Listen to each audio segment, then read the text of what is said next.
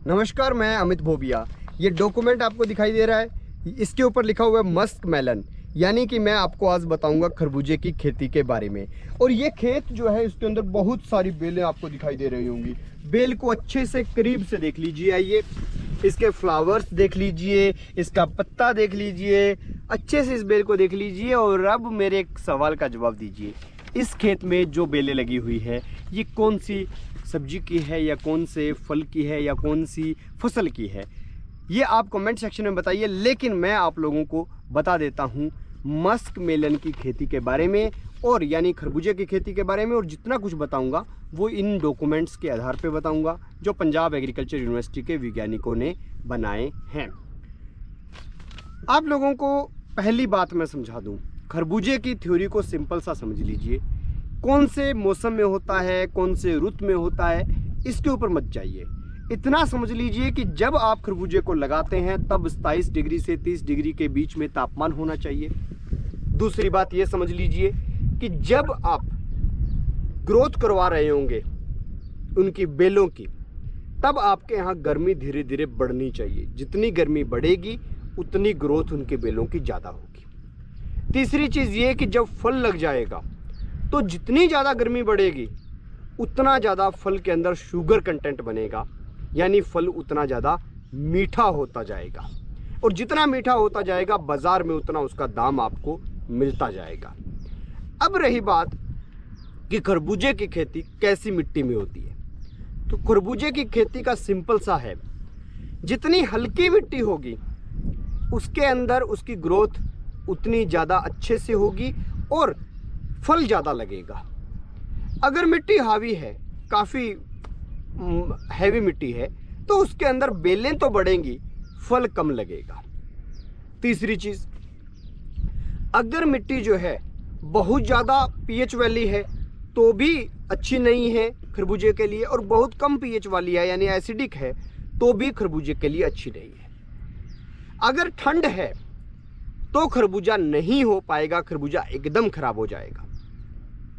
अगर रात को अच्छी खासी ठंड है, सूखी वाली ठंड है जिसमें बर्फ वगैरह नहीं गिरती किसी भी प्रकार की, अच्छी ठंडी रात है और पूरी शाइनिंग वाला पूरे टेम्परेचर वाला दिन है, तो खरबूजा अच्छा होगा। अब रही बात कि खरबूजे के लिए मिट्टी जो है सबसे उत्तम मिट्टी कौन सी मानी गई, तो सबसे उत्तम मिट्टी मानी गई है जो नदी की या नहर की या नाले की मिट्टी होती है, जिसके अंदर, जिसे आप रेता कह देते हैं, उसके अंदर खरबूजा बहुत अच्छे से ग्रोथ करता है। खरबूजे को चाहिए गर्मी, और गर्मी से मिठास, मिठास से खरबूजे की क्वालिटी ये बनती है। अब वैरायटी कौन कौन सी है, तो लगभग इसके अंदर काफ़ी सारी वैरायटियाँ आती रहती हैं। और धीरे धीरे मार्केट के अंदर हाइब्रिड के अंदर हम जाएँ तो MH51 2017 में आई, ये बहुत अच्छी वैरायटी है। इसी के साथ MH27 आई, बहुत अच्छी वैरायटी है। पंजाब हाइब्रिड 1981 आई, बहुत अच्छी वैरायटी है।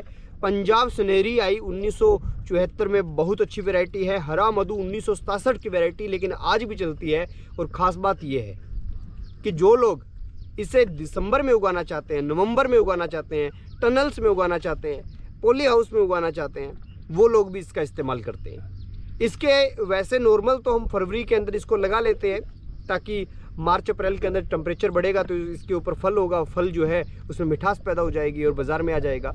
लेकिन आप इसे जितना जल्दी लगाते हैं, नवंबर में लगा लेते हैं कुछ लोग, तो वो क्या है, वो मार्केट के अंदर उस वक्त लाते हैं जब इसकी सबसे ज़्यादा डिमांड होती है, क्योंकि शादी ब्याह का सीज़न होता है, सब्जी के और मंडियों के बाज़ार जो पूरे खुलते हैं, तो उस टाइम भी इसको लगाते हैं। बेरुती जिसे फसल कह देते हैं, तो नवंबर में भी लगाते हैं। सही टाइम जो है वो फरवरी और मार्च का टाइम है। तो इसके अंदर क्या है कि ये भी लगाया जा सकता है। और हरा मधु जो है इसकी 1 किलो तक की जो है वेट होता है। हरा मधु को पूरा पकने पे तोड़ा जाता है, और बाकी सब जो वैरायटीज़ होती हैं इनको कभी भी तोड़ सकते हो, ये भी इसमें एक फ़र्क होता है। शोइंग का मेथड क्या है कि डिस्टेंस जो है बेड से बेड का वो 60 सेंटीमीटर आपको रखना है। 4 मीटर चौड़ा या फिर 3 मीटर चौड़ा बेड जो है वो बनाना होता है। हरा मधु के लिए 4 मीटर कहते हैं और बाकी वेराइटीज़ के लिए 3 मीटर चौड़ा बनाना होता है।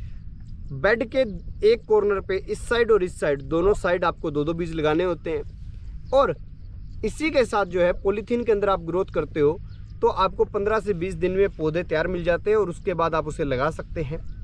फर्टिलाइज़र्स का ऐसा है कि 10 से 15 टन आपको फार्म मैन्योर डालना है, 110 किलो यूरिया प्रति एकड़ डालनी है, 155 किलो सिंगल सुपर फास्फेट डालनी है, 40 किलो MOP यानी म्यूरेट ऑफ फॉस्फेट जो है वो पर एकड़ डालनी है। और इससे 10 से 15 दिन पहले आप जो है फार्म मैन्योर आप खेत में डाल दीजिए। और ये सब जो चीज़ें मैंने बताई है, ये आपको स्क्रीन पे भी एक जगह दिखाई दे रही होगी, ये आप जब सोइंग करें यानी बुआई करें तब आपको डालनी है, यानी बेड बनाए तभी डाल दीजिए ताकि उसके अंदर ही फिर बुआई हो जाए।